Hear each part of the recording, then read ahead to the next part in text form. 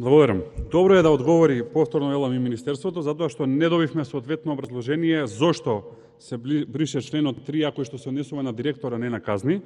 И еве имам скоро една минута да отворам уште едно прашање, затоа што јас внимателно читам закони и материјали. Во членот 2 од законов се вели членот 7 се брише.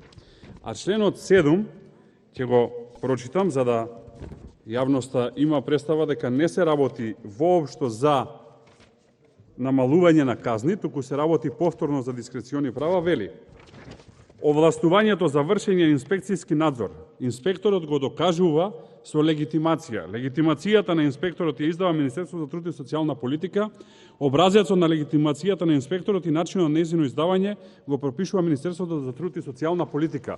Зошто има потреба да се избрише овој член? Е прашање, односно дали ова значи дека инспекторите можат каубојски да влегуваат и да вршат инспекцијски надзор без легитимација, или некој може да влезе и да рече јас сум инспектор, затоа што никој не му бара легитимација да докаже дека е инспектор. Благодарам.